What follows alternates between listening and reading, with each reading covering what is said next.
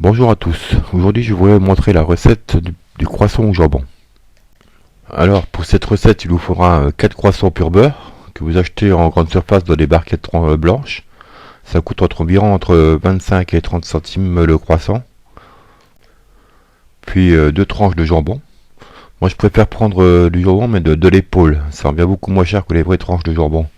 Ça revient à peu près à 1,20 € les 8 tranches.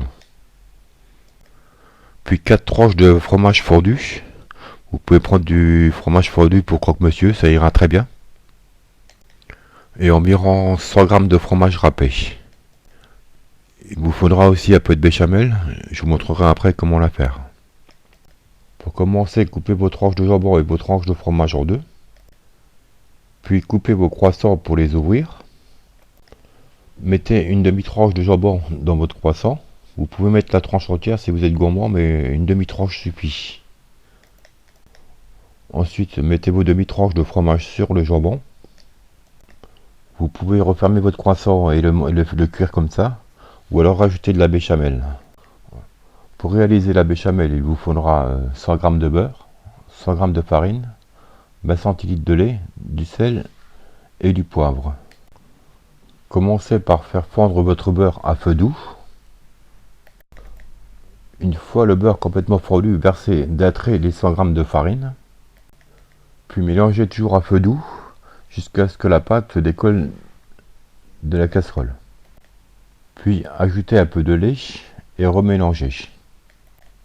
Puis remélangez jusqu'à ce que le lait soit bien incorporé. Une fois que le lait est de nouveau bien incorporé, vous pouvez rajouter le reste du lait. Puis mélangez toujours à feu doux pour obtenir une béchamel assez fluide qui a la consistance à peu près de la crème pâtissière. Et enfin, vous pouvez saler et poivrer suivant votre goût. Ensuite, versez une cuillère à soupe de béchamel sur le fromage. Refermez et versez un peu de béchamel sur le croissant.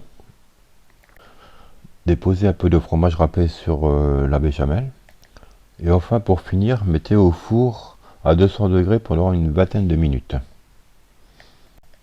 Une fois cuit, vous pouvez les manger simplement comme ça, par gourmandise, ou accompagné d'une salade. Voilà, j'espère que cette recette vous a plu et je vous donne rendez-vous très vite pour une prochaine recette.